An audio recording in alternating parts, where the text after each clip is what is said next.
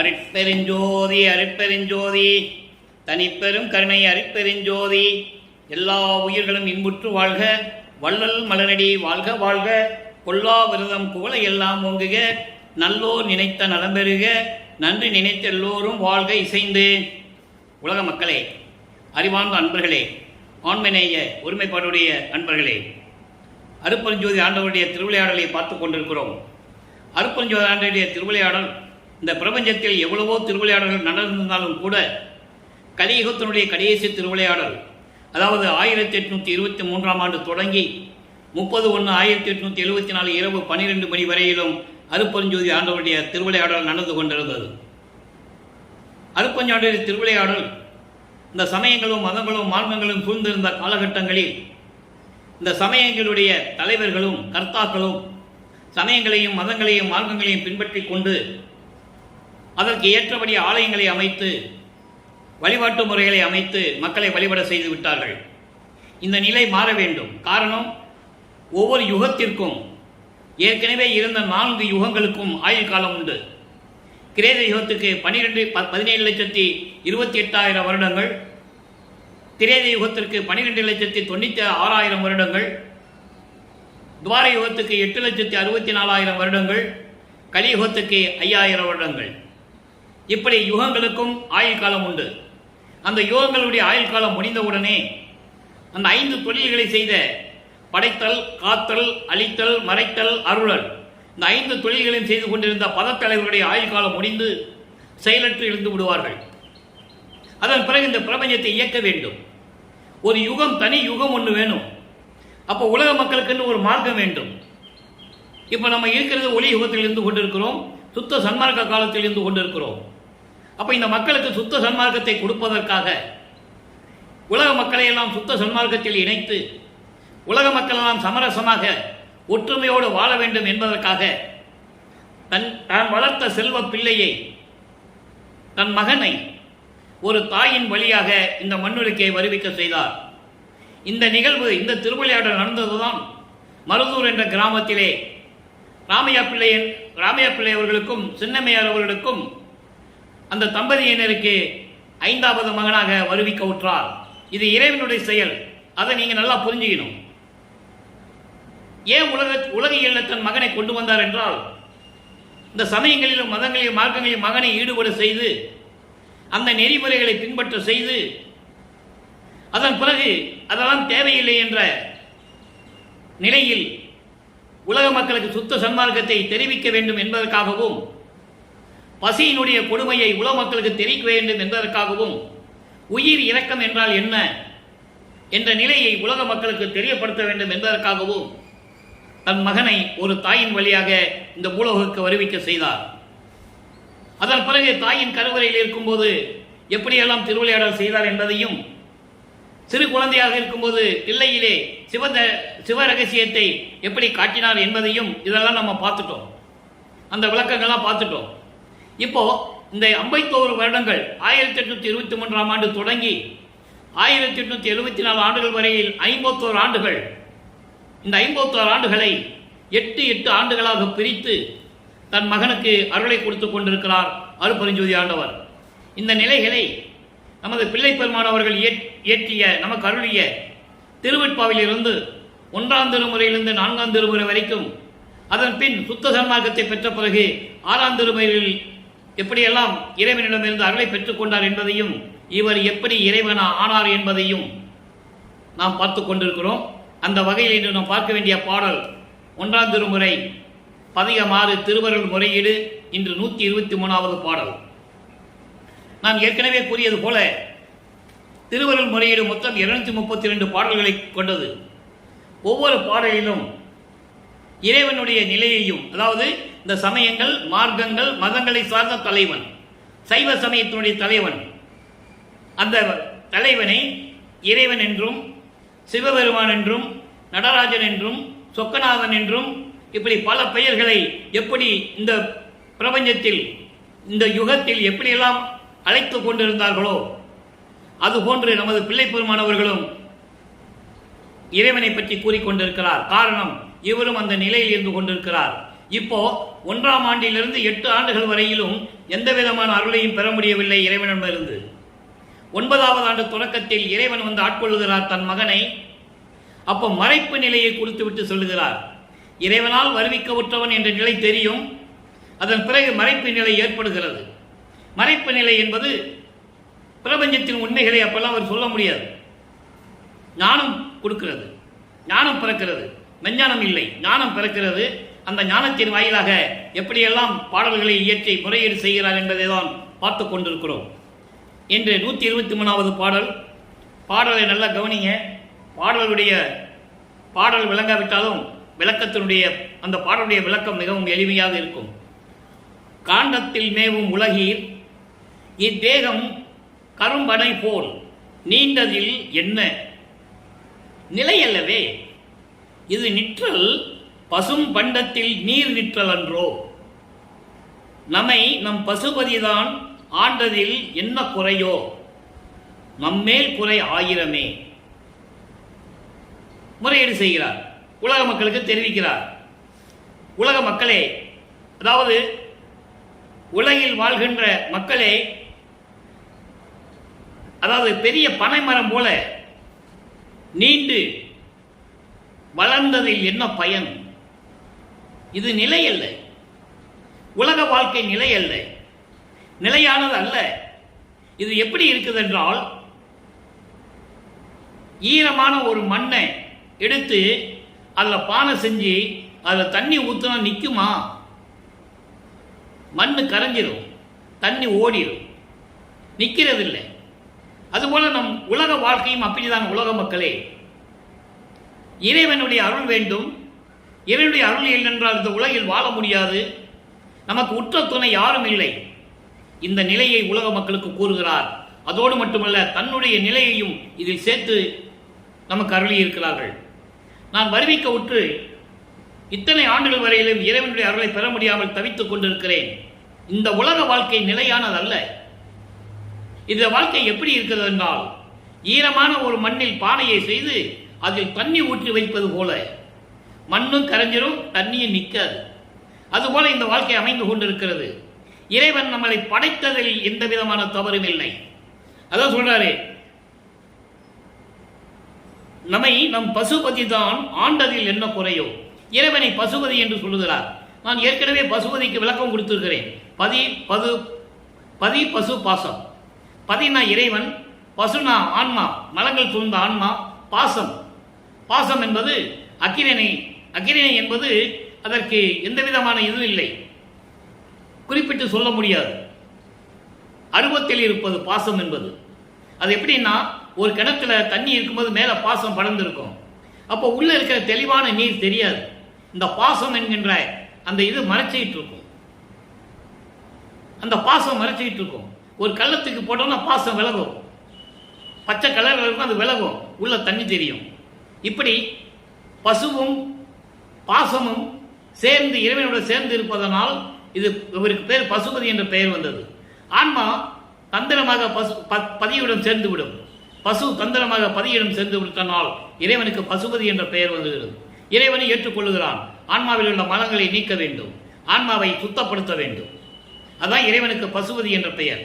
அப்போ பசுபதி என்ற இறைவன் நம்மளை படைத்ததில் எந்த விதமான குறையும் இல்லை. நம்மிடம் 1000 குறை இருக்கிறதே, நம்மிடம் 1000 குறை இருக்கிறதே. நமது மனம் ஒரு நிலையில் இல்லையே, மனம் அலைந்து வாய்ந்து கொண்டிருக்கிறது என்ற அவருடைய நிலையையும் சேர்த்து உலக மக்களுக்கு தெரிவிக்கிறார். என் மனம் ஒரு நிலையில் இல்லாமல் மனம் அலைவாய்ந்து கொண்டிருக்கிறது. இறைவன் என்னை படைத்ததில் தவறு இல்லை சொல்றாரு. இது உலக மக்களுக்கு சேர்த்து சொல்றேன். அதான் இந்த பாடலுடைய முக்கியமான கருத்து. நம்மை நம் பசுபதி தான் ஆண்டதில் என்ன குறையோ, இவரை சேர்த்தது சொல்றார். இந்த நிலையில் இந்த பருவத்தில் 9வது ஆண்டிலிருந்து வருவிக்கோற்ற பிறகு நான் 12 ஆண்டுகளுக்குள் இந்த நிலையில் இருந்து கொண்டிருக்கிறேன் என்று இந்த பாடலை நமக்கு அருளி இருக்கிறார்கள். அடுத்து இவருக்கு 13வது ஆண்டு தொடக்கத்தில், வருவிக்கோற்று 13வது ஆண்டு தொடக்கத்தில் இவர் மனம் திருவொற்றியூருக்கு செல்ல சொல்லுகிறது. நீ திருவொற்றியூருக்கு போன மனம் சொல்லுகிறது. மனம் சொல்லுகிறது என்று சொல்வதை விட அருப்பஞ்சாண்டவர் மனதை தூண்டி விடுகிறார். இவர் திருவொற்றியூர் சொல்லுகிறார். திருவொற்றியூர் சென்று இறைவனை முறையீடு செய்கிறார். இறைவனை சிவாய நம என்றும் நமச்சிவாய என்றும் இந்த சமயங்களும் மதங்களும் மார்க்கங்களில் சொல்லப்பட்ட சங்கற்ப விகற்பங்களில் ஈடுபட்டு கொண்டு உடம்பெல்லாம் திருநீர் பூசிக்கொண்டு உத்தராட்ச மாலையை கழுத்தில் மாட்டிக்கொண்டு வேள்வி வளர்த்துக் கொண்டு ஊதுபத்தியும் கற்பூரம் பொழித்துக் கொண்டு உருவ வழிபாடு செய்து கொண்டிருக்கிறார். சரியை கிரியை என்ற நிலையை கடைபிடித்துக் கொண்டிருக்கிறார். சரியில ஒரு 4, கிரியில ஒரு 4, 8 நிலைகள். இந்த 8 நிலைகளையும் பின்பற்றிக் கொண்டிருக்கிறார். அதன் பிறகு யோக நிலைக்கு வருவார் 3ஆம் திருமுறை வரும்போது. அப்போ இந்த முன்னாங்க 12 நிலைகளையும் இவர் பின்பற்றிக் கொண்டிருக்கிறார். இவரை அறியாமலேயே இந்த 12 நிலைகளை கடந்து கொண்டிருக்கிறார். கடந்து கொண்டிருக்கிறார் என்று சொல்வதை விட இவரை அறியாமலேயே தன் மகனை அருட்பெருஞ்சாண்டவர் 12 நிலைகளை கடத்தி கொண்டிருக்கிறார். அதை நீங்க புரிஞ்சுக்கணும். இவருக்கே தெரியாது. அப்போ அவருக்கு சுத்த சன்மார்க்க தெரியாது, அருட்பெருஞ்சாண்டவர் யாருக்கு தெரியாது. இந்த நிலையில் இருந்து கொண்டிருக்கிறார். இது திருவருட்பாவில் நாம் கண்ட உண்மை. திருவருட்பாவில் இந்த விளக்கம் இருக்கிறது, யாரும் மறுக்க முடியாது. இறைவனே நமக்கு அருளியது. ஆக இந்த நிலையில் இருந்து கொண்டு இந்த முறையீடு நடந்து கொண்டிருக்கிறது. அதன் பிறகு திருவொற்றியூரிலே பதிகங்கள் உருவாகின்றன. இப்படியெல்லாம் பாடிக்கொண்டிருக்கிறார். அப்படி நிலையில் இருக்கும்போது எந்த விதமான பலனும் இல்லை. அதுக்கப்புறம் திருமலை வாயிலுக்கு செல்லுகிறார். அப்போ நமது பிள்ளை பெருமானவர்கள் எங்கு சென்றாலும் நடந்துதான் செல்ல வேண்டும். பறக்கிற சக்தி இல்லை. நினைத்தால் நினைத்த இடத்தில் இருக்கின்ற சக்தி அப்போ அவருக்கு இல்லை. அது எப்போ வாங்கினார்னு நம்ம இன்னைக்கு பார்க்க போறோம். அப்போ அந்த நிலையில் இருக்கும்போது நடந்துதான் செல்லணும். மனம் வெறுத்து மனம் நொந்து அலைச்சல் பட்டு பண்ணிட்டு இருக்காரு. என்னைக்காவது ஒரு நாள் இறைவனிடம் நம்ம அருளை பெற்றுவிடலாம் என்ற நம்பிக்கையுடன் உறுதியுடன் திருமலை வாயில் சொல்லுகிறார். அங்கே 2 பதிகம் உருவாகிறது, பாடல்கள் உருவாகிறது. ஒரு பிரயோஜனம் இல்லை. அதன் பிறகு திருவெள்ளித்தாயத்துக்கு வருகிறார். திருவெள்ளித்தாயம் அங்கேயும் எந்த விதமான பலனும் இல்லை. ஆக வல்லப்பம்மன் அவர்கள் 16 ஆண்டுகளுக்குள் இருந்து கொண்டிருக்கிறார். 16 ஆண்டுகளுக்குள் இருந்து கொண்டிருக்கிறார். 2வது எட்டில் இருந்து கொண்டிருக்கிறார். எந்த விதமான பலனும் இல்லை. இப்போ மறுபடியும் 3ஆம் எட்டு முகட்ட 24 ஆண்டுகளுக்குள் மறுபடியும் என்ன நடந்தது என்பதை பார்க்க போகிறோம். அப்போ திருவொற்றியூர் சொல்லுகிறார், மறுபடியும் இருக்க முடியல அவரால். ஏளன பேச்சுகள், அவமானங்கள், கேலி கிண்டல்கள் எல்லாம் தாங்கிட்டு தான் இருக்கிறார். ஆனால் இவர் வெளியே யாரும் சொல்ல முடியாது. நான் இறைவனால் வருவிக்கப்பட்டவன் என்ற நிலையை யாருக்கையும் சொல்லவும் முடியாது, சொல்லவும் கூடாது. அப்ப அந்த நிலையில் இருக்கும்போது 3வது பதிகத்திலே இதுவரை நாம் எத்தனையோ பதிகங்களை பார்த்து விட்டோம். 10 பதிகங்களை பார்த்து விட்டோம். ஒவ்வொரு பதிகத்திலும் இறைவனை வணங்குவதும் இறைவனிடம் முறையீடு செய்வதும் நாரையை தூது அனுப்புவதும் கிளிகளை தூது அனுப்புவதும் அதன் பிறகு இறைவன் வரவில்லையே என்ற ஏக்கத்தில் தோழியிடம் சொல்லுவத பாடல்களை நமக்கு அருளி இருக்கிறார்கள். அதையும் பார்த்து விட்டோம். என்று பதிகம் 11வது பாடல் குறியாராய்ச்சியிலே இன்னைக்கு 2வது பாடல். குறியாராய்ச்சி மொத்தம் 10 பாடல்களை கொண்டது. அவர் மனம் ஒரு நிலையில் இல்லை. உலகிலே இருப்பது போல உலகிலே இருக்கின்றவர்கள், உலக வாழ்க்கையில் இருக்கின்றவர்கள் ஏதாவது கஷ்டம் வந்ததுன்னா உடனே குறி கேட்க போவாங்க, ஜாதகம் பார்க்க போறாங்க. அந்த நிலையிலே பிள்ளை பெருமானவர்கள் இருந்து கொண்டிருக்கிறார். இப்போ குறியாராய்ச்சி என்ற பதியத்திலே 2வது பாடல். ஒரு புறத்தி பெண்ணிடம் போய் குறி கேட்க போறாரு. அவருடைய மனநிலை எப்படி இருந்தது? தரும விடையார் சங்கரனார் தகைசேர் ஒற்றி தனி நகரார் ஒருமை அளிப்பார் தியாகர் என்னை உடையார். நல்லா கவனிக்கணும். என்னை உடையார் இன்று வருவாரோ நாளை வருவாரோ வாராது என்னை மறப்பாரோ. நேற்று பாடல் என்ன சொன்னாரு? அவர் வருவாரான்னு தெரியல, இல்லைன்னு இவளுக்கு புத்தி இல்லை. ஏன்னா இதை தன்னை ஒரு பெண்ணாக உருவகப்படுத்தி, தன்னை தலைவியாக உருவகப்படுத்தி, இறைவனை தலைவனாக உருவகப்படுத்தி வர்ணனம் செய்து இந்த பாடலை நமக்கு அருளி இருக்கிறார்கள். இவளுக்கு அறிவு இல்லை, இவர் தகுதி இல்லை என்று சொல்லி வராமையே இருந்துருவாரோ. புரட்சி பெண்ணை எனக்கு ஒரு ஜோதிடம் சொல்லுன்னு சொல்லி சோடி போட்டு உருட்டி ஜோதிடம் சொல்லுன்னு சொல்லுவாரு. நேற்று அந்த பாடலை பார்த்தோம்.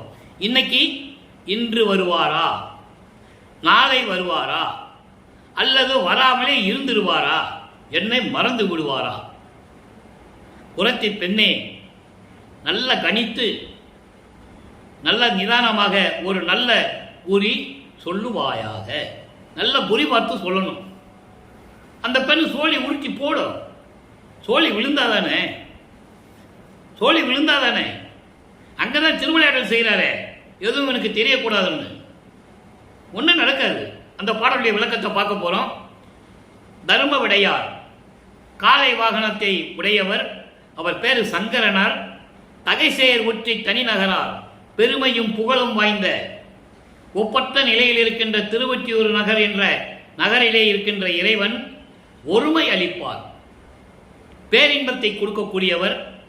அவர் பேரு தியாகர், என்னை உடையார், என்னை ஆட்கொண்டவர், என்னை ஆட்கொண்டவர். இன்று வருவாரா, நாளை வருவாரா, இல்லை வராது என்னை மறப்பாரா என்று சொல்லி ஏங்கிக் கொண்டிருக்கிறேன். குரத்தி பெண்ணே, நீ குரத்தி பெண்ணே, நீ ஜோதிடம் சொல்லுவதில் வல்லவள் என்று நான் கேள்விப்பட்டேன். நன்றாக பார்த்து உண்மையை கூறுவாயாக என்று சொல்லி ஒரு குரத்தி பெண்ணிடம் ஜோதிடம் கேட்பது போல இந்த பாடலிலும் அருளியிருக்கிறார்கள். காரணம், அவருடைய மனநிலையை உலக மக்களுக்கு தெரியப்படுத்த வேண்டும், சொல்லணும். இப்ப இந்த நிலையில் இருந்து கொண்டிருக்கேன்னு சொல்லணும். தனிப்பட்ட முறையில் இவர் போய் சொல்ல முடியாது, தனிப்பட்ட முறையில் யாருக்கிட்டையும் போய் சொல்ல முடியாது. பாடலாக அருளிவிட்டால், பாடலை கொடுத்து விட்டால், என்றாவது ஒரு நாள் இந்த பாடலுடைய விளக்கம் என்றாவது ஒரு நாள் எவனாவது ஒருவன் சொல்லிவிடுவான் என்ற காரணத்தினால் இந்த பாடலை அருளியிருக்கிறார்கள். அந்த ஒருவன் இந்த வள்ளலார் ஊழியன் என்பதை சொல்வதில் பூரிப்படைகிறேன், பெருமகிழ்ச்சி அடைகிறேன். அவருடைய நிலையை 202 ஆண்டுகளாக யார் சொன்னது? இந்த நிலையெல்லாம் பாடல்களிலே கூறி இந்த நிலைகள் எல்லாம் உலக மக்களை யாரும் தெரியப்படுத்தவில்லை. தெரியப்படுத்தியிருந்தால்தான் இறைவனுடைய திருவிளையாடல் நடந்தது உலக மக்களுக்கு தெரியும். மற்ற திருவிளையாடல்களெல்லாம் சொன்னார்கள். ஏன் சுத்த சன்மார்க்க மேடையிலே பேசுகிறேன் என்று சொல்லி கூட மற்ற திருவிளையாடல்களை சொன்னார்கள். அருப்பஞ்சாடுடைய திருவிளையாடலை யாரும் கூறவில்லை என்பதுதான் வேதனையான விஷயம். இது யாரும் மறுக்க முடியாது. அதாவது உறுதியுடன் தைரியமாக சொல்றேன் நான். நீங்கள் யாராவது இப்படி யாராவது சொல்லியிருக்கார்கள் என்று எனக்கு தெரிவித்தால் நான் தலை வணங்குகிறேன். அப்போ இந்த நிலையில் இருந்து கொண்டு கூறி பார்க்கிறாரு. இன்னைக்கு வருவாரா, நாளைக்கு வருவாரா, இல்ல வராமையே போயிடுவாரான்னு தெரியல என்று சொல்லி இந்த மனநிலையில் இருந்து கொண்டிருக்கிறார் என்பதை உலக மக்களுக்கு தெரிவிக்கிறார் நமது பிள்ளைப்பெருமான் அவர்கள். இப்போ இந்த நிலைகள் எல்லாம் மாறுகிறது. ஆண்டுகள் உருண்டு ஓடுகிறது, ஆண்டுகள் உருண்டு ஓடுகிறது. அப்போ 4ஆம் திருமுறை உருவாகிறது. 4ஆம் திருமுறை உருவாகும் போது அதனுடைய நிலை, இறைவனுடைய நிலைகளை எல்லாம் அருட்பிரகாச மாலை என்ற பாடலிலே 2வது பதியத்திலே 100 பாடல்களிலே விளக்கி இருக்கிறார்கள். அதை நாம் பார்த்து கொண்டிருக்கிறோம். 4ஆம் திருமுறையிலே அன்பு மாலை, பிரசாத மாலை, அபராத மாலை, அபராத மன்னிப்பு மாலை போன்ற பாடல்களை எல்லாம் நாம் பார்த்து விட்டோம். பிரசாத மாலையிலே எப்படி இறைவன் எல்லாருக்கும் திருநீர் கொடுக்கும் போது எல்லாரும் போய் வாங்குறாங்க. மற்றவங்களுக்கு இறைவன் தெரியாது. திருநீர் கொடுக்கிறவர் ஒரு அடியார் இடத்துல கொடுத்துட்டு இருக்கிறார், யாருக்கு தெரியாது. ஆனா இவருக்கு தெரியும். இவரும் போய் கை நீட்டுறாரு. இது வேண்டாம் மகனே, இது வேண்டாம், உன் உடம்பை திருநீர் உடம்புன்னு சொல்றார். திருநீர் உடம்பு என்றால் பிரவண தேகம், திருநீர் மனம் உண்டு பிரவண தேகத்திற்கு. அப்படின்னா என்ன சொன்னா, இனிமேல் இது உனக்கு தேவையில்லை என்று சொல்லும்போது வருங்காலத்தில் சுத்த சன்மார்க்கத்தை உனக்கு கொடுக்க போகிறேன் என்று அறிவுறுத்துகிறார். அந்த நிலையை இங்கே அருட்பிரகாச மாலையிலே நாம் பார்க்கிறோம். இறைவன் எப்படி வருகிறார், தன் மகனை எப்படியெல்லாம் ஆட்கொள்ளுகிறார், எப்படியெல்லாம் மகனுக்கும் தந்தைக்கும் உரையாடல் நடக்கிறது, எப்படியெல்லாம் திருவிளையாடல் நடக்கிறது என்பதை இன்று நாம் பார்க்க போகிறோம். நன்றாக கவனியுங்கள். இப்போ 24 ஆண்டுகள் வரைக்கும் வரிவிக்க உற்று நமது பிள்ளை பெருமானவர்கள் வரிவிக்க உற்று 24 ஆண்டுகள் வரைக்கும் எந்த விதமான அருளை பெற முடியவில்லை இறைவனிடமிருந்து. அப்போ ஒரு மனநிலை எப்படி இருக்கும் என்பதை நாம் சிந்தித்து பார்க்க வேண்டும். அதன் பிறகு 4வது எட்டில் அடியெடுத்து வைக்கிறார். 4×8 = 32. 25வது ஆண்டுகளுக்கு மேல் 32 ஆண்டுகளுக்குள், அந்த 8 வருடத்துக்குள் தான் இறைவனுடைய திருவிளையாடல் மறுபடியும் ஆரம்பமாகிறது. 9வது ஆண்டிலே வந்து ஆட்கொண்ட இறைவன் அதன் பிறகு மகனுக்கு போக்கு காட்டுகிறார். இவரை பார்த்து திருவழியாக ஓடுகிறார். அந்த பாடலாம் நம்ம இனிமேல் பார்க்க போறோம். முதல்ல நான் சொல்லிடுறேன் விளக்கம் சுருக்கம், அப்புறம் விளக்கமா நம்ம பார்க்கலாம். திருவொற்றியூரிலே தெருவில் நின்று கொண்டிருக்கிறார். தியாகராஜ பெருமான் திருவிழா வீதி இப்படிதானே வரணும், தேர்களை இப்படிதானே கொண்டு வருவாங்க, இன்னைக்கு அவனை பார்க்கறதே சரின்னு அங்கே நிற்கிறாரு. இவனை பார்த்த உடனே அவர் மிரண்டு போய் இவன் இங்கே நிற்கிறான், இவங்கிட்ட மாட்டினா இன்னைக்கு நம்ம ஒன்றும் நடக்காது, இன்னும் ஆண்டுகள் இருக்குது, மாட்டினா இவன் கேட்குற கேள்விகளுக்கு பதில் சொல்ல முடியாது முதல்ல. ஏன்னா அந்த மாதிரி பாடல்களெல்லாம் இறைவன்கிட்ட கேட்டிருப்பார். நான் அன்னைக்கே சொன்னேன், நான் விண்ணுலகத்திலிருந்து பூலோகத்துக்கு வரும்போதே நீ போன்னு சொல்லும்போதே சொன்னேன், நீ என்னை தெருவில் விட்டுருவேன்னு. என்னை தெருவில் விட்டுட்டேன்னு சொல்லுவார் ஒரு பாடலில். அந்த பாடல் நம்ம பார்க்க போகிறோம். அப்போது இப்படி இவன் நிற்கிறானே தெருவில், இவன்கிட்ட மாட்டக்கூடாதுன்னு சொல்லி திரும்பி பார்க்காம தெருவழியாக ஓடுவார் தியாகராஜ பெருமான். பாடல் இருக்கு, 10 பாடல்கள் ஒரு பதியத்தில் இருக்குது. ஆக இப்படியெல்லாம் நடந்து கொண்டிருக்கிற வேளையில் அவர் மனம் இப்படியெல்லாம் துன்பப்படுகிறது. அப்போ 25வது ஆண்டு தொடக்கத்திற்கு பிறகு 2 ஆண்டுகள் கழித்து 27வது ஆண்டில் வரிவிக்கப்பட்ட 27வது ஆண்டில் ஏற்கனவே நிர்ணயிக்கப்பட்ட ஒப்பந்தத்தின்படி, தந்தைக்கும் மகனுக்கும் ஏற்பட்ட ஒப்பந்தத்தின்படி தனக்கோடி அம்மையாருக்கு திருமங்கல்யம் பூட்டி அந்த அம்மாவிற்கு மோட்ச வீட்டை காட்டி விமோசனத்தை கொடுக்கிறார். இது உலகியலிலே இந்த பூலோகத்திலே நடக்கிறது. திருமணத்தின் போது பிரம்மன், திருமால் போன்ற பத தலைவர்களும் வானவர்களும் சத்தர்கள், சக்திகள், முத்தர்கள் எல்லாமே அங்கே வந்து இவரை வணங்குகிறார்கள், வாழ்த்துகிறார்கள். அந்த திருமணத்தில் உலகையில் இருக்கிறவங்களுக்கு தெரியாது, மானிட பிறவிகளுக்கு எப்படி தெரியும்? அப்ப இந்த நிலையில் இருக்கும்போது அங்கே தன் தந்தையும் தாயும் வரவில்லை என்று அவர் மனம் ஏங்குகிறது. ஐயோ, இவர் இத்தனை பேரெல்லாம் வந்திருக்காங்க, நம்ம அப்பா அம்மா வரலையேன்னு சொல்லி அவர் மனம் ஏங்குகிறது. அந்த மனம் எவ்வளவு புண்பட்டது என்பதை பின்னாலே பாடலில் பார்க்கிறோம். இப்ப இந்த விளக்கத்தை மட்டும் மனசுல வச்சுக்கங்க. ஏன்னா 27வது ஆண்டு நடந்த திருவிளையாடல் சொல்லிட்டு தான் அதுக்கப்புறம் நடந்த திருவிளையாடல் சொல்ல முடியும், இதை விட முடியாது. அதனாலதான் இந்த விளக்கத்தை நான் சொல்லிக்கிட்டே இருக்கேன் தினமும். அதை நீங்க புரிஞ்சுக்கணும். என்ன தினமும் இதையே சொல்லிட்டு இருக்காருன்னு தயவு செஞ்சு நினைக்கக்கூடாது. ஒரு திருவிளையாடல் சொல்லும் போது அடுத்த திருவிளையாடலுக்கு முந்தின திருவிளையாடல் ஒரு சுருக்கம் சொல்லணும், அது விளக்கம் பின்னால வரும். அப்ப அந்த நிலையில் இருக்கும்போது இவர் கோபப்பட்டு மன வருத்தப்பட்டு இனிமே எங்கேயும் போகக்கூடாது, திருவொற்றியூரும் சரி, திருமுல்லைவாயிலும், திருவள்ளித்தாயம் எங்க இருந்தாலும் சரி, இனிமே எங்கேயும் பார்க்க போகக்கூடாதுன்னு சொல்லி வீட்டை பூட்டி தாழ்பா போட்டுடுறாரு. ஏன்னா ஏன் தாப்பா போடுறாருன்னா மனம் திரும்பி நம்ம கதவை திறந்துருவோம் அப்படின்னு சொல்லி இவர் தாப்பா போட்டாரு.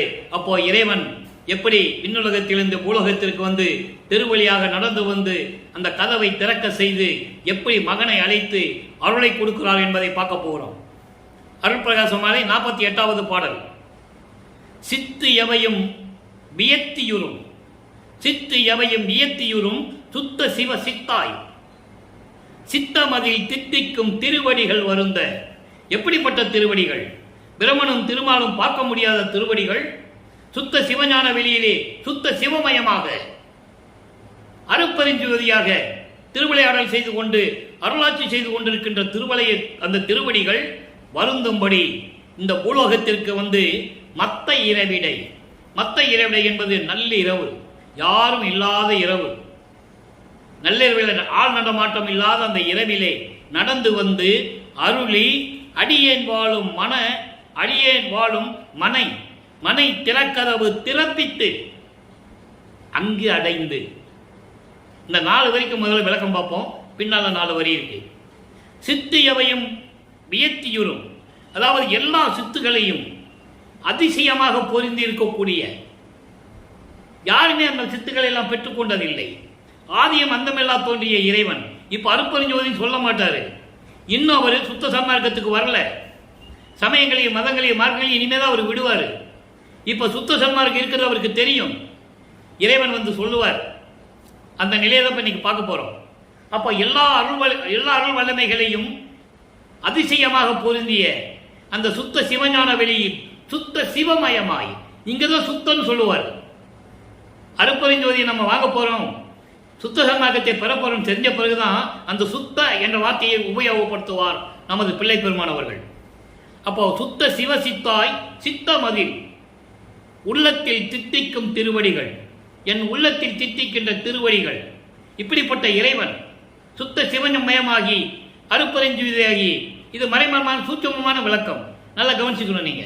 அப்படிப்பட்ட திருவடிகள் வருந்த ஆள் நடமாட்டம் இல்லாத நள்ளிரவிலே நான் இருக்கும் இடத்தை தேடி தெருவிலே கால் வலிக்க நடந்து வந்து தெருக்கதவை திறக்க செய்து, அவர் தான் வந்து திறக்கிறாரு. அவருக்கு தெரியும் நம்ம தட்டுனாலும் பையன் திறக்க மாட்டான், மகன் திறக்க மாட்டான், கோபத்தில் இருக்கிறான்னு சொல்லி அவருக்கு தெரியும். அப்படி திறக்க செய்து அங்கு அடைந்து வீட்டில் வந்து ஒரு காலை உள்ளே ஒரு காலை வெளியே வச்சு அடைந்து அத்தகவில் என்னை அழைத்து, அத்தகவு என்பது உரிமையோட, மகன் என்ற உரிமையோடு மகனே என்று என்னை அழைத்து என் அங்கையில் ஒன்று அளித்தாய் சொல்லிட்டாரா. ஒன்று என்பது அருள் கொடை. இப்போ இறைவன் முன்னால் மகன் முன்னால் எழுந்தருளி அருள் கொடையை கொடுத்தார். கொடுத்த பிறகு சொல்றாரு, எப்படிப்பட்ட இறைவன்? அன்னையினும் அன்புடையாய், அன்னையினும் அன்புடையாய். தாய் உள்ளத்தை விட ஒரு மகன் மேல தாய்க்கு தான் ரொம்ப அன்பு பாசம் இருக்கும். அப்படிப்பட்ட அன்னையினும் அன்புடையாய், தாயை விட அன்புடையாய் இருக்கின்ற இறைவனே, உன்னுடைய அருளை நான் என்னவென்று சொல்லுவேன்? 32 ஆண்டுகள் வருவிக்க விட்டு 32 ஆண்டுகள் வரையில் நான் பட்ட துன்பங்களை எல்லாம் போக்கி, இந்த பாடலில் சொல்லுவார் 6ஆம் திருமுறையிலே மெய்யர்கள் வியப்பிலே, 12 ஆண்டு தொடங்கி இற்றைய பகல் வரை இந்த படியில் இந்த பூலோகத்தில் நான் பட்ட பாடு, நான் அடைந்த துன்பங்கள், துயரங்கள், அவமானங்கள், மானமெல்லாம் போன வழி விடுத்தேன் என்று சொல்லுவார். ஞானசரியில் சொல்லுவார். அப்ப இந்த நிலைகளெல்லாம் நான் கடந்தது. இதை பார்த்தால் கல்லு மலை கூட கரையுமே, உருகுமே, இரும்பு உருகுமே அப்படிலாம் சொல்லுவார். ஆக அதாவது சொல்றாரே, உன்னுடைய அருளை நான் என்னவென்று சொல்லுவேன்? முக்கண்புடைய ஆனந்த செக்கர் மணிமலையே. செக்கர் என்பது சிவந்த மேனியுடைய இறைவனே, மாணிக்கம் போன்று மலை போன்று உயர்ந்திருக்கின்ற சிவந்த மேனியுடைய இறைவனை என்று சொல்லி இந்த பாடலை நமக்கு அருளி இருக்கிறார்கள். இப்போ 32 ஆண்டுகள் வரைக்கும் என்ன நடந்ததுன்னு நம்ம பார்த்துட்டோம். இது ஒவ்வொரு பாடலையும் பார்த்துட்டு இருக்கோம். அதான் நீங்க புரிஞ்சுக்கணும். ஒரே நேரில் எல்லா பாடலையும் சொல்ல முடியாது, எல்லா விளக்கங்களையும் சொல்ல முடியாது. படிப்படியாக வருவிக்க விட்டதிலிருந்து எப்படி 1ஆம் திருமுறையிலிருந்து 4ஆம் திருமுறை வரைக்கும் இப்போ நடந்ததுன்னு நம்ம சொல்லிட்டோம். இப்போ இறைவன் பார்த்துட்டாரு, இறைவன் வந்து அருளை கொடுத்துட்டு போயிட்டார், விண்ணுலகம் போயிட்டார், சுத்த சிவஞானி வெளிக்கு போயிட்டார். இப்போ ஒரு சுத்த சமகத்தை வாங்கணும். சுத்த சமகத்தை வாங்கணும்ல, ஏற்கனவே எப்படி போனாரு வாங்கினார் பாடலை பார்த்தோம். இன்னைக்கும் அதில் விளக்கம் இருக்கு, நல்லா கவனிக்கணும். 6ஆம் திருமுறை அருள் விளக்க மாலையில் சொல்றாரு. அதை பதிகம் 37 அருள் விளக்க மாலை 59வது பாடல். இப்போ அங்கே எல்லாம் முடிந்த பிறகு, எங்கே சென்னையிலே எல்லாம் இந்த நிலையெல்லாம் முடிந்த பிறகு பற்றுகளை எல்லாம் நீக்கி, பந்தங்களை நீக்கி, அவருக்கு ஏது பந்தம்? வருவிக்க விட்டதனால் ஏற்பட்ட பந்தங்கள். அதை நீங்க நல்லா புரிஞ்சுக்கணும். ஒரு தாயின் வழியாக வருவிக்க விட்டதனால் அப்படி ஏற்பட்ட பந்தங்கள். என்ன பந்தங்கள்? அண்ணன், அக்கா பொண்ணு, இப்படியெல்லாம் ஒரு ஏற்பட்ட பந்தங்கள். இது திருவிளையாடலினால் ஏற்பட்ட பந்தங்கள். அவரை கண்டு உண்மையான பந்தங்கள் எதுவும் இல்லை இந்த பிரபஞ்சத்தில். அவர் ஒவ்வொரு யுகத்திலும் இருந்தவர். இறைவனுடைய அடியனாக, இறைவனுடைய தமையனாக அவர் ஏற்கனவே 4 யுகங்களில் இருந்தவர் என்பதை பல பாடல்களை உதாரணம் காட்டி, எடுத்துக்கோள் காட்டி உங்களுக்கு நான் விளக்கி இருக்கிறேன். ஆக அந்த நிலையில் இருக்கும்போது இப்போ சென்னையிலிருந்து அவர் அங்கே போகணும். பூலோகத்திலிருந்து, சென்னை என்பதை விட பூலோகத்திலிருந்து சுத்த சிவஞானி வெளிக்கு போகணும். அங்கே என்ன நடந்தது? திசை எறிய மாட்டாதே, நல்லா கவனிக்கணும். திசை எறிய மாட்டாதே திகைத்த சிறியனை. வரி வரியா சொல்றேன் விளக்கம், அப்போ அற்புதமா இருக்கும். திசை எறிய மாட்டாதே, எதுவும் தெரியாத. திசைன்னா என்ன? எந்த திசையும் தெரியாதுன்னு சொல்லுவாங்க. உலகில் சொல்லுவாங்களே, எப்பா உனக்கு கிழக்கும் தெரியல, மேற்கும் தெரியல, வடக்கும் தெரியல, தெற்கும் தெரியல, ஒன்னும் தெரியலன்னு சொல்றதுக்கு ஒரு பழமொழியை சொல்லுவாங்க. அதுபோல சொல்றாரு, திசை எறிய மாட்டாதே, எதுவுமே தெரியாத. நான் வருவிக்க விட்டு எதுவுமே தெரியாது சமயங்களையும் மதங்களையும் மார்க்கங்களையும் பின்பற்றி கொண்டிருந்த போது, அதான் திசை அறிய மாட்டாதே. நல்லா புரிஞ்சுக்கணும். அப்போ இப்படியெல்லாம் நான் இருந்த போது திகைத்து கொண்டிருந்த இந்த மகனை, சிறியன் என்பது மகன், என்ன செய்வதென்று, ஏதாகுமோ என்னாகுமோ தெரியலையே. வருவிக்க விட்டவன் நிலை தெரிந்து விட்டது. இதுக்கு மேல என்ன நடக்கணும், என்ன நடக்கும் தெரியாது அவருக்கு. அப்படி திகைத்து கொண்டிருந்த இந்த மகனை தெளிவித்து என் முன் எழுந்தருளி தெளியப்படுத்தி, என்னை திகைத்து கொண்டிருந்த அந்த திகத்தை எல்லாம் தெளியப்படுத்தி, மணிமாடத்து இருத்த சுத்த சிவஞான வழியில் அங்கே போய் இருக்க வைக்க வேண்டும் என்பதற்காக என்னை இங்கிருந்து அழைத்துக் கொண்டு செல்லுகிறார்.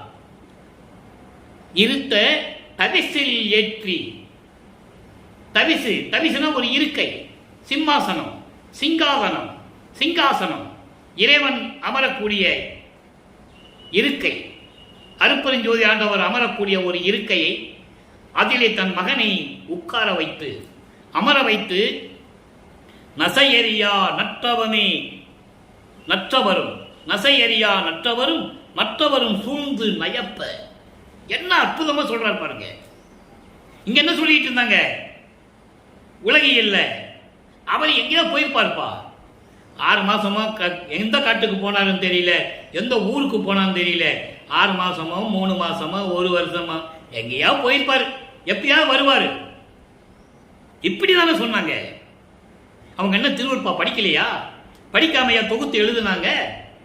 நல்லா புரிஞ்சுக்கணும். நீங்க மறைக்கப்பட்டது, வேண்டுமென்றே மறைக்கப்பட்ட உண்மைகள்.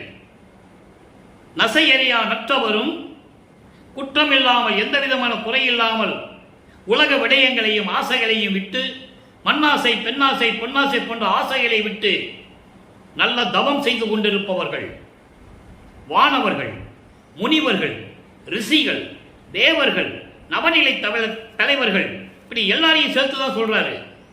ஒட்டுமொத்தமாக எல்லோரும் மற்றவரும் சேர்ந்து, விண்ணுலகிலே மற்றவர்கள் என்னோடும் சேர்ந்து ஒன்றாக சேர்ந்து அதிசயமாக பார்த்து கொண்டிருக்க, நயப்ப, அதிசயமாக பார்த்து கொண்டிருக்க அருட்சிவநிலையை நாட்ட வைத்த பதியே. இருக்கையில் உட்கார வச்சு, மகனை உட்கார வச்சு, வானவர்களும் தேவர்களும் பார்க்கும்படி, அதிசயமாக பார்க்கும்படி இவனது என் மகன் என்று அங்கீகாரம் கொடுத்து, இந்த பிரபஞ்சத்தை இயக்கப் போகின்ற மகன் என்ற அங்கீகாரத்தை கொடுத்து, அருட்சிவ நிலைனா என்ன? கடவுள் நிலை.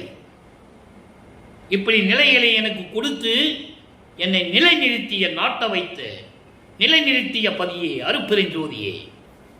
எவ்வளவு அற்புதமான விளக்கங்கள் இருக்கிறது. ஆக மேலே போனாரு, அங்கே இருக்க வச்சு சுத்த சன்மார்க்கத்தை வாங்கியாச்சு. ஓகேவா? வாங்கியாச்சு. இப்போ இவர் பூலோகத்துக்கு திரும்பி வரணும். ஏன்னா நிறைய வேலைகள் இருக்கு. பூலோகத்துக்கு வரும்போது நேராக கரும்புலிக்கு தான் வராரு. கரும்புலியில் இருக்கிறாரு. அங்கே இருந்து கொண்டு தன் தந்தையை எப்படி அழைக்கிறார், தந்தையை எப்படி தந்தை மகனை வரவேற்றுக் கொண்டு சென்றாரோ அதுபோல இங்கே பூலோகத்திலே தந்தையை வரவேற்று மகன் அமர வைத்து எப்படி உரையாடல்கள் செய்கிறார்கள், அந்த காட்சி எப்படி இருந்தது, எப்படியெல்லாம் அருளை கொடுத்து விட்டு போனார் என்பதை இனிமேல் பார்க்க போகிறோம். நல்லா கவனிங்க. வசையறியா பெருவாழ்வே, எந்த விதமான இகழ்ச்சி நிலையில் இல்லாமல், இழிவு நிலையில் இல்லாமல் உயர்ந்த நிலையில் இருந்து கொண்டிருக்கின்ற என்னுடைய பெரு வாழ்வே, அருட்பெருஞ்சோதியே, மயலறியா அறிவே. மயலறியா அறிவு என்பது மெஞ்ஞான அறிவு. மெஞ்ஞானம் கிடைத்துவிட்டால் அவனுக்கு மாயைகளும் மயக்கள் இருக்காது, ஆணவம் இருக்காது, செருக்கு இருக்காது.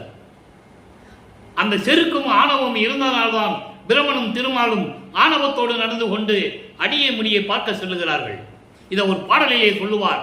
பிரமனும் திருமாலும் என் தந்தையிடம் பணிந்து கேட்டிருந்தால், இறைவா உன் அடியை முடியை நாங்கள் பார்க்க வேண்டும் என்று கேட்டிருந்தால் என் தந்தை காட்டியிருப்பார். ஆணவத்தோடு தாங்கள் தான் பெரியவர்கள் என்ற நிலையில் இருந்ததனால்தான் என் தந்தையின் முடியையும் என் தந்தையின் திருவடியையும் பிரமணாவையும் திருமாலையும் இன்னும் பார்க்கவில்லை என்று கூறுவார். பாடல் உண்டு, யாரும் மறுக்க முடியாது. நிலையை கூறுகிறார் வல்லப்பமானவர்கள். அப்படிப்பட்ட இறைவன் மயலறியா அறிவே. மயலறியா அறிவு என்பது மெஞ்ஞான அறிவு. வான் நடுவே இன்ப வடிவாய் இருந்த பொருளே. எங்கே? சுத்த ஞான சபையிலே பொற்றவையும் சிற்றவையும் கூடிய அந்த சத்திய ஞான சபை. இப்ப சொல்றதெல்லாம், இந்த பாடல் சொல்றது அந்த சத்திய ஞான சபை. அதன் பிறகுதான் இங்கே சத்திய ஞான சபை. அதே போன்று இங்கே நமது இறைவன் வல்லப்பமானவர்கள் நிறுவி உலக மக்களுக்காக இதை அர்ப்பணிக்கிறார். ஏன்னா உலக மக்கள், மாநிலர்கள் எல்லாம் அங்க போக முடியாது. இவர் போயிட்டு வந்துடுவாரு. மக்களுக்கு வேண்டுமே, மக்களுக்கு ஒரு இறைவனுடைய அருளாற்றல் வேண்டுமே, சுத்த சன்மார்க்கத்தை மக்களிடம் கொடுக்க வேண்டுமே. அதுக்காகத்தான் வடலூரிலே சத்திய ஞான சபையை நிறுவியது. அதனுடைய திருவிளையாடல் நம்ம பின்னால பார்க்க போறோம். நல்லா நீங்க மனசுல வச்சுக்கங்க. கண்டிப்பாக இந்த நிலைகள்லாம் மாறி இந்த திருவிளையாடலாம் சொன்ன பிறகுதான் அங்க போவோம். 6-8-48 முடியணும். வல்லப்பமானவர் அறிவிக்க விட்டு 48 ஆண்டுகளுக்குள் நடந்தது முதல்ல சொல்லணும். அதுக்கப்புறம் தான் இங்கே வர முடியும். தர்மசாலையை நிறுவியது, சத்தியஞான சபையை நிறுவியது, நீதிமன்றத்திலே நீதிபதிக்கு காட்சி கொடுத்து அங்கே திருவிற்பாவை உண்மையான திருவிற்பா இது மக்களுக்கு ஏற்றது என்ற நீதியை மீட்டு கொண்டு வந்தது. இதெல்லாம் நிறைய இருக்கு. அதை நாம் பின்னால் பார்க்க போறோம். இப்போ அந்த மாதிரி சுத்த சிவஞானிலே பேரின்பமாக அருப்பெருஞ்சோதி வடிவத்தில் இருந்து கொண்டிருக்கின்ற அருப்பெருஞ்சோதி ஆண்டவரே அடுத்து சொல்றார் பாருங்க, அற்புதமான வரி. பசை அறியா மனத்தவருக்கும் பசை அறிவித்து, நல்லா கவனிக்கணும், பசை அறியா மனத்தவர்கள். உயிர் இறக்கம் என்றால் என்னன்னு தெரியாது, ஜீவகாரிய ஒழுக்கம்னா என்னன்னு தெரியாது, சுத்த சன்மார்க்கம் என்னன்னு தெரியாது. அப்படிப்பட்ட மனம் கொண்டவர்களுக்கு கூட சுத்த சன்மார்க்கத்தை விலக்கி அவர்களுக்கு அறிவுறுத்தி, அதான் பசை இல்லாத மனம். சுத்த சன்மார்க்கத்தில் இருக்கிறவனுக்கு தான் தயவும் கருணையும் இருக்கும், நிரந்தரமாக இருக்கும். நல்லா புரிஞ்சுக்கணும். சமயங்களையும் மதங்களையும் மார்க்கங்களையும் உடையவர்களுக்கு உண்டு என்றாலும் கூட நிலையாக இருக்கக்கூடிய மார்க்கம் சுத்த சன்மார்க்கம்.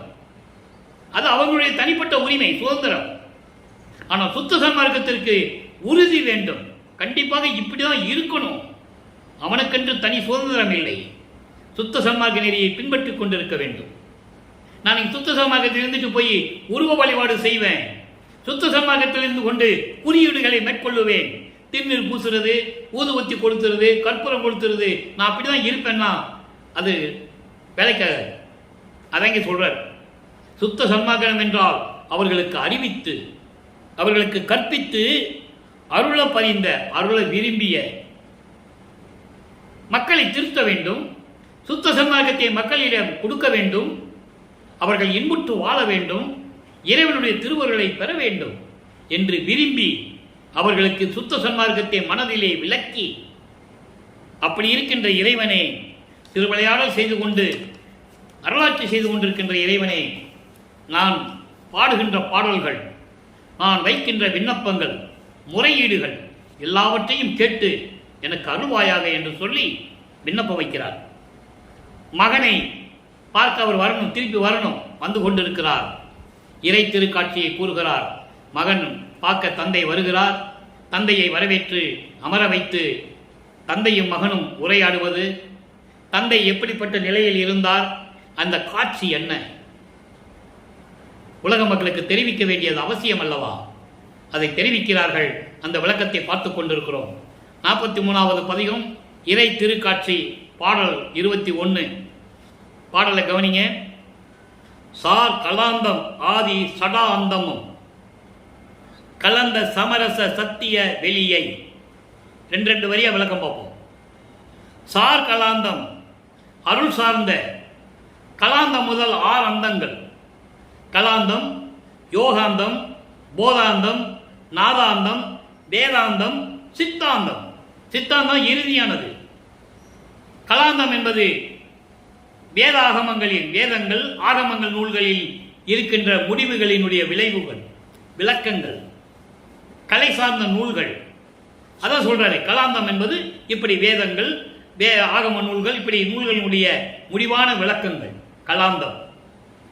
யோகாந்தம் யோக நிலையில் ஏற்பக்கூடிய விளக்கங்களின் முடிவுகள் யோகாந்தம். போதாந்தம், போதாந்தம் என்பது அறிவினுக்கு அறிவாக விளங்கக்கூடிய, அறிவினுக்கு அறிவாக விளங்கும் அறிவே என்று சொல்லுவார். யோகாந்தம் யோக நிலையினுடைய முடிவு நிலை. என்ன நிலை? சுத்த யோக நிலையுடைய முடிவு நிலை, மெஞ்ஞான நிலை. அதனுடைய விளக்கங்கள், அதான் யோகாந்தம், அதான் போதாந்தம். நாதாந்தம் மன எல்லைக்கு உட்பட்ட எல்லைகள். வேதாந்தம் நீயும் நானும் என்ற வேறுபட்ட நிலைகள், மன எல்லைகளை கடந்த நிலைகள். சித்தாந்தம் நீயும் நானும் ஒன்று என்ற அத்துவைகம். இப்படி 6 அந்தங்கள் இருக்கின்றன. இந்த 6 அந்தங்களையும் ஏற்றுக்கொண்டு, விலக்கிக் கொண்டு, கலந்து கொண்டு சமரச சத்திய வெளியை சொல்லிட்டாரா? சமரச சத்திய வெளி, சுத்த சிவஞான வெளி. அதுதான் 16வது நிலையில் இருக்கின்ற வெளி. சரியை கிரிய யோகம் என்ற 12 நிலைகள் சமயங்களையும் மதங்களையும் மார்க்கங்களையும் சார்ந்த நிலைகள் 12 நிலைகள். 13வது நிலையிலிருந்து சுத்த சன்மார்க்கம் தொடங்குகிறது. அதான் ஞான சரியை. அதான் அகவல்ல சொல்வாரு திரையோ தச நிலை என்று கூறுவார். திரையோ தசை என்பது 13வது நிலை. அங்கிருந்துதான் சுத்த சன்மார்க்கம் தொடங்குகிறது. ஞான சரியை, ஞான கிரியை 14, ஞானத்தில் யோகம் 15, ஞானத்தில் ஞானம் 16. அப்படிப்பட்ட சுத்த சிவநிலையில் இருக்கின்ற கடவுளை நிலை அறிந்து அம்மையமாகக்கூடிய நிலை. அப்படிப்பட்ட வெளியை கொண்ட இறைவனே, அருட்பெரும் ஜோதியே, சோர்வெல்லாம் தவிர்த்து, என்னுடைய சோர்வை எல்லாம் தவிர்த்து, சோகங்களையும் துயரங்களையும் துன்பங்களையும் இடர்பாடுகளையும் பயங்களையும் அச்சத்தையும் எல்லாம் சேர்த்து சோர்வுன்னு சொல்லிட்டார்.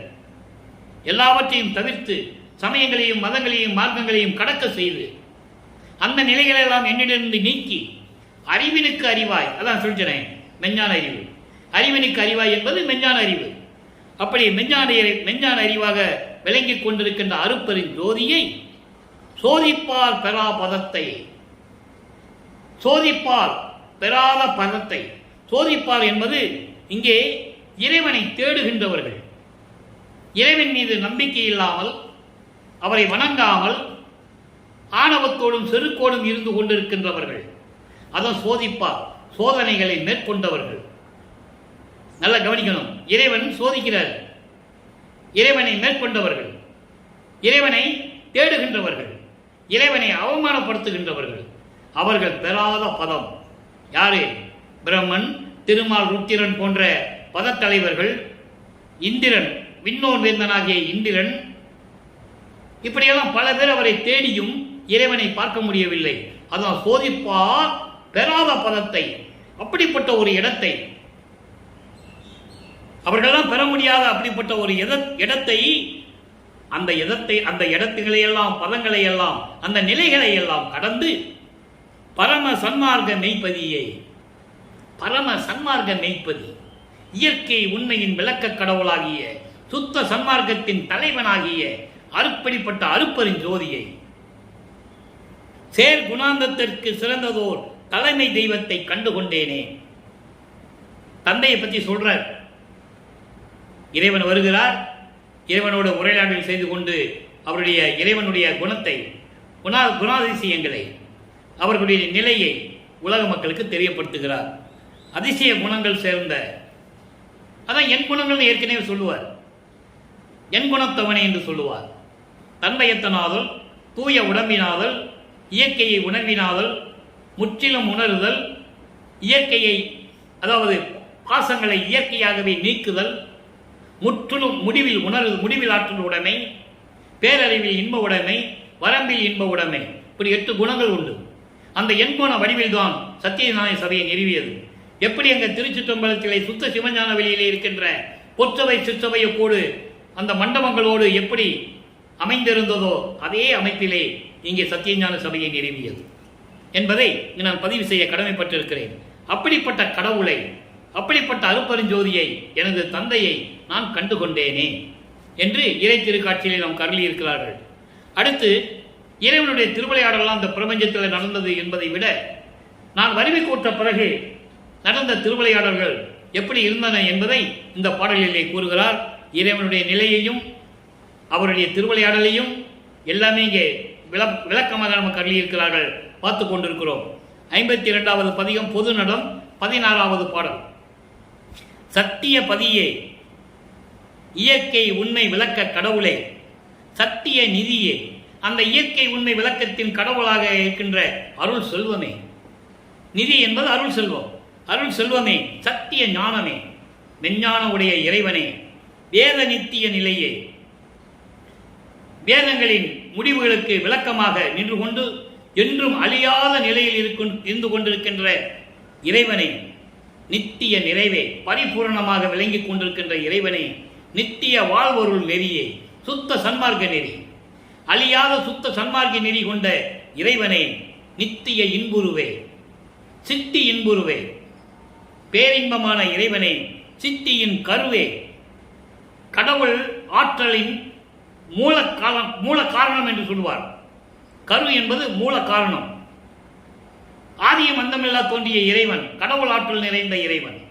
அப்படிப்பட்ட இறைவனே, சித்தியில் சித்தியே, சித்தியில் சித்திய அருள் வல்லமைகளோடு திகழ்ந்து கொண்டு அருளாட்சி செய்து கொண்டிருக்கின்ற இறைவனை, எனது புத்தியின் தெளிவே, நான் வருவிக்கு விட்டதிலிருந்து சமயங்களிலும் மதங்களிலும் மார்களில் ஈடுபட்டு கொண்டிருந்த போது என் புத்தி இருந்த நிலையை, என் அறிவின் நிலையெல்லாம் மாற்றி என் அறிவுக்கு தெளிவுபடுத்திய, சுத்த சன்மார்க்கத்தை கொடுத்து தெளிவுபடுத்திய தெளிவே, அப்படிப்பட்ட இறைவனே, புத்தமுது அளித்து சுத்த சன்மார்க்க அருளமுது அளித்து திருவிளையாடல் செய்து கொண்டிருக்கின்ற இறைவனே, அருப்பதின் ஜோதியை என்று சொல்லி இந்த பாடலை நாம் கருளியிருக்கிறார்கள். அடுத்து பாருங்க, திருவருள் பெருமை. திருவருள் பெருமை, அதாவது திருவருள் பெருமை என்பது இறைவனை பெற்ற அந்த அருளுடைய பெருமையை சொல்லுவது. இன்று 9வது பாடல். நல்லா கவனிங்க. என்னவா, என்னவான்னு படிக்கக்கூடாது, அதை என் அவான்னு படிக்கணும். என் பிளஸ் அவா, அதான் என்னவா. அனைத்தும் ஈந்தவா, என் அவா, என் அனைத்தும் ஈந்தவா. நான் நினைத்ததை எல்லாம், நான் ஆசைப்பட்டதை எல்லாம், நான் விரும்பியதை எல்லாம் எனக்கு கொடுத்தவனே. இதுதான் திருவருள் பெருமை. இவர் என்னென்ன நினைத்தாரோ எல்லாமே இறைவன் பெற்றுக்கொண்டார். எண்ணிய நான் எண்ணியபடி ஈந்தருளும் தெய்வம். 6ஆம் திருமுறையிலே 46வது பதியத்திலே அருள்ஜோதி நிலையிலே முதல் பாடலிலே 5வது வரியில சொல்லுவாருங்க. அகவலை சொல்லியிருக்காரு. எப்படி நினைத்தது என் மனம் இங்கனுக்கு அப்படி அருளியா இருப்பது சொல்லுவார். ஆக நான் என்னென்ன நினைத்தனோ, எப்படியெல்லாம் ஆசைப்பட்டேனோ, எப்படியெல்லாம் விரும்பினேனோ எல்லாவற்றையும் எனக்கு ஈர்ந்தது இறைவனே, எனக்கு கொடுத்தருளிய இறைவனே, என்னை ஈன்றவா. அதுதான் முக்கியமானது. என்னை ஈன்றவன், என்னை தன்னுடைய அருளால் ஈன்றவன். பாடல், இந்த பாடல் விளக்கத்தில் நம்ம பார்த்திருக்கோம். இவர் ஒரு மகனை ஈன்றெடுத்து தன் அருளால் ஒரு ஆண்மகனை பெற்றெடுத்து சிவகாமி வள்ளியிடம் கொடுத்து, சிவகாமி வள்ளியே, இவன் எனது மகன் 51 ஆண்டுகள் கழித்து இந்த பிரபஞ்சத்தை இயக்கப்படுவன். இதெல்லாம் சூட்சுமமான விளக்கங்கள். நல்லா புரிஞ்சுக்கணும். பாடல்கள் இருக்கு, விளக்கத்தை என்னால் எடுத்து காட்ட முடியும். அப்படிப்பட்ட பாடல்கள் இருக்கு. அப்போ அப்படி, ஏன்னா இது ஏன் சொல்றாருன்னா, சதாசிவத்துக்கு 43,20,000 வருஷத்துல 51 வருஷம் பாக்கி இருக்கு. அது பிறகு இந்த பிரபஞ்சத்தை இயக்கணும். அப்படி நிலையில தான் ஒரு மகனை தன் அருளால் பெற்றெடுத்து சிவகாமி வள்ளியிடம் கொடுத்து, தங்கத்திலாலும் வைரூரியாலும் பவளங்களாலும் மாணிக்கத்தாலும் அலங்கரிக்கப்பட்ட தொட்டிலே என் மகனை சீராட்டி பாராட்டி அருளமுது ஊட்டி வளர்க்க வேண்டும் என்று கொடுத்தார். ஆனால் தன் மகன் உலகில் வர வேண்டும் என்பதற்காக ஒரு தாயின் கருவறையிலே வைக்கப்பட்டார். அப்ப சொல்லுவாரு, இப்படியெல்லாம் வளர்த்த என்னை இந்த பூலோகத்திலே கொண்டு வந்து ஒரு கிழிந்த துணியிலே தொட்டிலில் ஆட்ட வைத்து விட்டாயே, செவிலித்தாயிடம் ஒப்படைத்து என்று கூறுவார். அந்த பதியத்தினுடைய விளக்கெல்லாம் நான் கொடுத்திருக்கேன். ஏன் இதை சொல்றோம்னா, வருவிக்க விட்டவன் இறைவன் மகன் என்று சொல்ல வேண்டும். இது திருவிளையாடல். எத்தனையோ திருவிளையாடலை சொன்னார்கள். ஆனால் வல்லப்பெருமான் இறைவனால் வருவிக்க விட்ட திருவிளையாடலை யாருமே சொல்லவில்லை என்பதுதான் வேதனையான விஷயம். அப்போ அப்படிப்பட்ட நிலையில் சொல்லுகிறார், என்னை ஈன்றவனே, நீயே என் தந்தை அருளுடையாய், என்னை நேர்ந்து பெற்ற தாயே என்று சொல்லுவார். அப்ப யார் மகன்? அவர் அருட்பெருஞ்சோதியுடைய மகன் என்பதை வலியுறுத்தி இங்கே நான் பதிவு செய்ய கடமைப்பட்டிருக்கிறேன். கடமை அவர்கள் பெற்றுக் கொடுத்தார்கள், இல்லை என்று மறுக்க முடியாது. அதனால் அவர்கள் புண்ணியம் அடைந்தார்கள், புகழப்பட்டார்கள், மதிக்கப்பட்டார்கள். இதில் எந்த விதமான மாற்று கருத்து கிடையாது. ஆனால் மகன் யாருடைய மகன்? அருட்பெருஞ்சோதி ஆண்டவருடைய மகன் என்பதை நீங்கள் மறந்துவிட முடியாது, மறக்கவும் கூடாது. என்னை ஈன்றவா, என்னவா. முதல்ல சொன்ன என்னவா வேற, இங்கே என்னவான்றது என்னுடைய தந்தை, என்னை ஈண்டெடுத்தவன், என்னவன் சொன்னவா, வேதம் சொன்னவா, எல்லா வேதங்களையும் எனக்கு கற்றுக் கொடுத்த இறைவன், கருணை தூயவா. கருணை தூயவான் ஏன் சொன்னாரே? சுத்த சன்மார்க்கத்தில் இருக்கின்ற தலைவனே, கருணை உள்ளம் கொண்ட இறைவனே, பெரியவர் துதியவா, வானவர்களும் ரிஷிகளும் முனிவர்களும் போற்றக்கூடிய வணங்கக்கூடிய இறைவனே, அம்பலத்து அமுதே, அன்னவா, அன்னை போன்ற இறைவனே, தாய் உள்ளம் கொண்ட இறைவனே. தாய்க்கு தான் அந்த இதெல்லாம் தெரியும். குழந்தையிடம் அன்பு காட்டுவது, அந்த அன்பு எப்படிப்பட்டது, என்பது இந்த உலகத்தை விட பெரியது என்று சொல்லுவார் ஒரு பாடலிலே. அப்படிப்பட்ட இறைவனே, அறிவால் அறிய அறிவா, உன்னை யாராலையும் பார்க்க முடியாது, அப்படிப்பட்ட அரிய நிலையில் இருக்கின்ற மெஞ்ஞானம் கொண்ட இறைவனே என்று சொல்லுகிறார். அதுதான் அறிவு அறிய, அறிவில் அறிய, யார் அறிவிலும் அறிய முடியாத அறிவா, மெஞ்ஞானம் கொண்ட இறைவனே. இதை ஒரு பாடலில் சொல்லுவார். நான்முகத்தோடும் திரு நெடுமாலும் மெஞ்ஞானம் என்னும் வான்முக கண் கொண்டு காணாமல், அங்க சொல்லுவார் அவங்களுக்கு மெஞ்ஞானம் இல்லைன்னு சொல்லுவார். இருந்தார்கள், ஞானம் பெற்றுக் கொண்டார்கள். மெஞ்ஞானம் யாரும் இந்த பிரபஞ்சத்தில் பெறவில்லை. அருட்பெருஞ்சோதி ஆண்டவருக்கு பிறகு அவருடைய மகன் தான், நமது வள்ளற்பெருமான் தான் மெஞ்ஞானம் கொண்டவர் என்பதை நான் பதிவு செய்ய கடமைப்பட்டிருக்கிறேன். அதான் இங்க சொல்றாரு, அறிவால் அறிய, அவங்களுக்கு இருக்கின்ற ஞானத்தால் அறிய பார்க்க முடியாத நிலையில் இருக்கின்ற இறைவன், அப்படிப்பட்ட அறிவா, மெஞ்ஞானம் அறிவு கொண்ட இறைவனே என்று சொல்லுவார். ஆனந்த நாடகம் புரியும், பேரின்பமாக திருவிளையாடல் புரியும் மன்னவா, பிரபஞ்சத்தில் எத்தனை திருவிளையாடல் செஞ்சிருக்கேன், என்னையும் அறிவிக்க செய்து திருவிளையாடல் செய்தியே, அப்படிப்பட்ட மன்னவா என்றே வந்து அருள்ஜோதி வழங்கினை. இப்படியெல்லாம் நான் சொன்னேன் எங்க அப்பனை. இதெல்லாம் சொன்ன பிறகு உடனே விண்ணுலகத்திலிருந்து திரும்பி வந்து இங்க வந்துட்டார் பூலோகத்திற்கு. நான் இருக்கிறது வந்து எனக்கு அருட்பெருஞ்சோதியை கொடுத்தார்.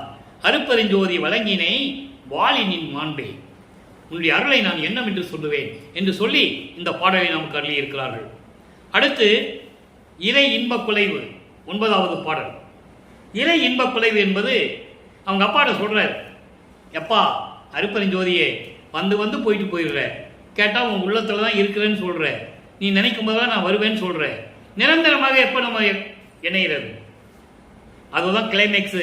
எங்கே சித்தி விளையாட்டை பத்தி பேசும்போது அங்க சொல்லலாம். அதை இப்பாடல் இருக்கிறது. இப்ப நம்ம விளக்கத்தை சொல்லிடணும். அப்போ அங்க வரும்போது அந்த விளக்கம் உங்களுக்கு புரியும். ஊற்றை உடம்பில் இருட்டு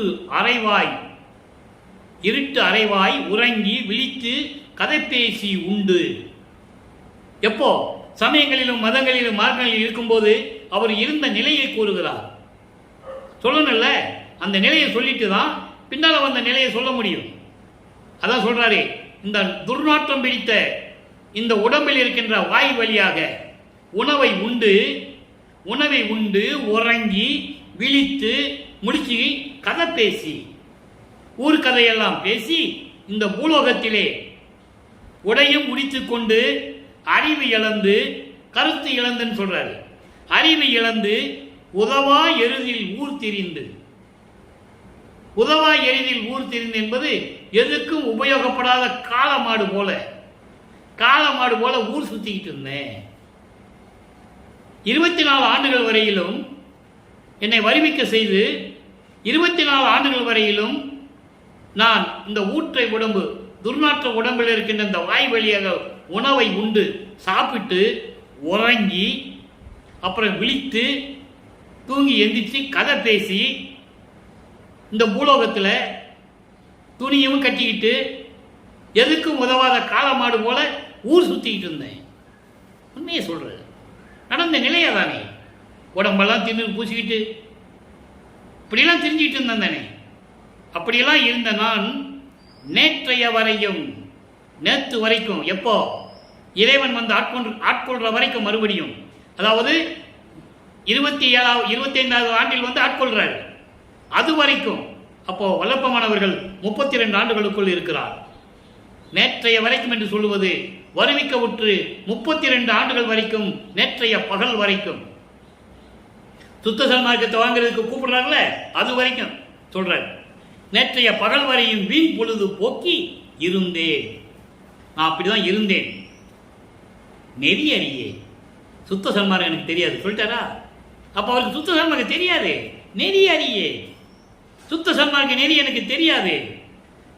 நேரே இற்றை பகல் அந்தோ, அப்படி இருந்தான் நான். கதவை பூட்டி தாப்பா போட்டுட்டு உள்ள இருந்தார்ல, அப்ப வர்றத சொல்றாரு.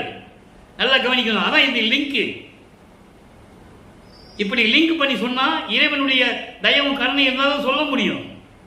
இல்லை நம்ம ஏதோ சொன்னோம், ஏதோ பேசணும், ஏதோ போயிட்டு வந்துட்டோம், அப்படிலாம் போக முடியாது. இது கதை இல்லை, கற்பனை இல்லை, இறைவன் கொடுத்த விளக்கம். அங்க சொல்றாருல, கதவை பூட்டிட்டு இருந்தேன், வந்தாரு, அருளை கொடுத்தாருன்னு. அப்போ வரைக்கும் எனக்கு நெறி தெரியாது. நான் தினமும் இதை சொல்றேன், உங்களுக்கு புரிஞ்சிருக்கும். தினமும் பதிவு பார்க்குறவங்களுக்கு இது புரியும். அப்போ அவருக்கு சுத்த சன்மார்க்கம் தெரியாதுன்னு சொல்லியிருப்பேன். அவரே சொல்றாரு, நெறி அறியே. அப்போ நேரே இட்ட பகல் வந்து என்னை நேராக வந்து கதவை திறக்க செய்து எனக்கு அருளை கொடுத்து நெடுங்காலமும் மெய் தவ யோக ஆற்றை அடைந்தோர் எல்லோரும். நல்லா கவனிக்கணும். நெடுங்காலம் மெய் தவ யோக ஆற்றை கடந்தோர். இங்கே ஆறு என்பது அந்த நிலையை கடந்தவர்கள் என்று சொல்லுகிறார். நெடுங்காலமும் தவம் இருக்கிறாங்க, கடும் தவம் இருக்கிறாங்க. மெய் தவம் என்பது கடும் தவம். அதை சொல்லுவார் மகாதேவ மலையிலே. கற்பங்கள் பல கோடி செல்ல தெளிவா சொல்லுவாரு. கற்பங்கள் பல கோடி செல்ல தீய கண்ணனின் வீடு ஊசி மேல் காலை ஊன்றி. கீழே தீ வளர்த்து தவம் வளர்த்து அது மேல ஒத்த ஊசி பலகையை போட்டு அந்த ஊசி மேல ஒத்த காலில் நிற்கிறான். இறைவனை பார்க்க முடியல. பொற்புறமை உணவின்றி உறக்கமின்றி புலர்ந்து எலும்பு புலப்பட ஐம்புரி ஓம்பி. இந்த பொன்னான உடம்பை வருத்தி அப்படியே தவம் இருந்திருக்காங்க. யாரும் இறைவனை பார்க்க முடியல. அதை இங்க சொல்றாரு. நெடுங்காலம் மெய் தவ யோகர். அந்த வழியை கடந்தவர்கள் எல்லாம் வியக்கும்படி, அச்சோ எல்லோரும் வியக்கும்படி, அதிசயிக்கும்படி அமுது உண்டு எனக்கு அருளமுதத்தை கொடுத்து சுத்த சன்மார்க்கத்தை கொடுத்து அழியா திருவுருவம் அடைந்தேன் சொல்லிட்டாரா. அழியா திருவுருவம் அடைந்தேன்.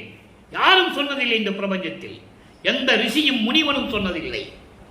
காலங்காலமாக 5 தொழில்களை செய்து கொண்டிருந்த பிரம்மன் திருமலை கூட சொல்ல முடியாது. அழியாத திருவருவம் நான் அடைந்து விட்டு சொல்ல முடியாது. ஏன்னா ஒவ்வொரு யுகத்திலையும் அவங்க சாகணும், செத்த பிறகு பிறக்கணும். அதை பாடல்ல சொல்றாரு. செத்து செத்து பிறக்கும் தேவர்களை விட நான் வலிமையானவன் என்று சொல்லுவார். அவர்கள் என் முன் வழியிலர் என்று சொல்லுவார். அதிகாரங்கள் உண்டு, பாடல்கள் உண்டு, விளக்கங்கள் உண்டு, உண்மைகள் உண்டு. யாரும் மறுக்க முடியாது. அதான் சொல்றார் இவரே. இப்படி தவம் இருக்கின்றவர்கள் எல்லாம் வியக்கும்படி எனக்கு சுத்த சன்மார்க்கத்தை கொடுத்து அந்த அருள் அமுதத்தை கொடுத்து எனக்கு அழியாத தேகம் கொடுத்தானே. சுத்த தேகம், புராண தேகம், ஞான தேகம். அந்த தேகத்தை எல்லாம் நான் அடைந்து விட்டேன். பெரிய அருள்ஜோதி பேற்றை உரிமை பெயராக பெற்றேன். அருப்பெருஞ்சோதியை நான் உரிமையாக பெற்றுக் கொண்டேன். அருப்பெருஞ்சோதியின் மகன் என்ற உரிமையில் அருள் பாங்கோடு அருப்பெருஞ்சோதியை பெற்றுக்கொண்டேன். பெரிய பெருமான், எல்லாருக்கும் பெரிய இறைவன், பிரபஞ்சத்தின் மூத்த தலைவன் என்று சொல்லுவார். ஒரு பாடல் இருக்கு. பிரபஞ்சத்தின் மூத்த தலைவன், முதல்வா, முன்னவா, எல்லோருக்கும் முன்னவன் என்றெல்லாம் சொல்லுவார். அப்படிப்பட்ட இறைவன், நின் பெருமை இது மட்டுமல்ல, நின் பெருமை இதுவேல். இதுவேல்னா இது மட்டுமல்ல உன்னுடைய பெருமை. இதன் இயல் யாரே துணிந்து பேசுவாரே. உன்னுடைய அருள் தன்மையை யாரும் துணிந்து பேச முடியும்? உன் அருளை பெற்றவன் தான் பேச முடியும், நான் தான் பேச முடியும் என்று சொல்லுவார். ஆக வல்லப்பமன் அந்த நிலையை தெளிவாக உலக மக்களுக்கு தெரிவிக்கிறார். யாரும் பார்க்க முடியாத இறைவன், யாரும் பெற முடியாத சக்தி, அப்படிப்பட்ட அருப்பெருஞ்சோதியை நான் பெற்றுவிட்டேன் என்று சொல்லுகிறார். இப்போ எல்லாம் நம்ம திருவிளையாடலை பார்த்துட்டோம். கிட்டத்தட்ட 58 நிமிடங்கள் நம்ம பார்த்தாச்சு. அதை ஒரு 4 வரியில் சொல்லுவார் பாருங்க. அதையும் நான் சொல்ல கடமைப்பட்டிருக்கிறேன். நல்லா கவனிங்க. 130வது பதிகம் ஊது ஊது சங்கே, 11வது பாடல், 12வது பாடல். ரொம்ப எளிமையா சொல்லிடுவார். கனவு தவிர்ந்தது, சமயங்களும் மதங்களும் மார்க்கங்களும் ஒளிந்தது, துன்பங்கள் துயரங்கள் ஒளிந்தது. யாருக்கு? உலக மக்களுக்கு. எல்லாமே முடிஞ்சு போச்சு. கருணை கிடைத்தது, இறைவனுடைய கருணை கிடைத்து விட்டது. இரவு விடிந்தது, அறியாமையெல்லாம் ஓடி போச்சு. இருள் அறியாமை எல்லாம் ஓடி போச்சு. சமயங்கள் மதங்கள் மார்க்கங்கள் எல்லாம் ஓடி போச்சு, அழிஞ்சு போச்சு. எண்ணம் பழித்தது. என் எண்ணத்தில் என்னென்ன நினைத்தனோ எல்லாம் பழித்து விட்டது. எல்லாம் எனக்கு கிடைத்து விட்டது. எல்லாம் செய்ய வல்லான், எல்லாம் உடையான், எல்லாமும் ஆனான். எப்படி சொல்ற பாருங்க. இறைவனும் அவரும் முன்னாயிட்டதை எவ்வளவு அற்புதமாக சொல்றாரு என்பதை நீங்கள் புரிந்து கொள்ள வேண்டும். எனவே உலக மக்களே, இன்றைய திருவிளையாடலை நாம் பார்த்துவிட்டோம். விளக்கங்கள் எல்லாம் உங்களுக்கு புரிந்திருக்கும் என்று நான் நம்புகிறேன். நீங்களும் சுத்த சன்மார்க்கத்தில் இணைந்து கொலையும் குலையும் தவிர்த்து, உருவ வழிபாடுகளை தவிர்த்து, சங்கற்ப விகற்பங்களை தவிர்த்து, ஜோதியை, அருப்பெருஞ்சோதியை ஜோதி வடிவில் இருக்கின்ற இறைவனை வணங்கி இறைவனுடைய அருளையும் செல்வங்களையும் பெற்றுக்கொண்டு நீங்கள் நியூடெல்லி வாழ வேண்டும் என்று வாழ்த்து விடைபெறுகிறேன். வள்ளலார் ஊழியன். நன்றி, வணக்கம். அருட்பெருஞ்சோதி அருட்பெருஞ்சோதி தனிப்பெரும் கருணை அருட்பெருஞ்சோதி. நாளையும் இறைவனுடைய திருவிளையாடல் தொடரும். கண்டு மகிழ்ந்து இறைவனுடைய அருளை பெற்றுக் கொள்ளுங்கள்.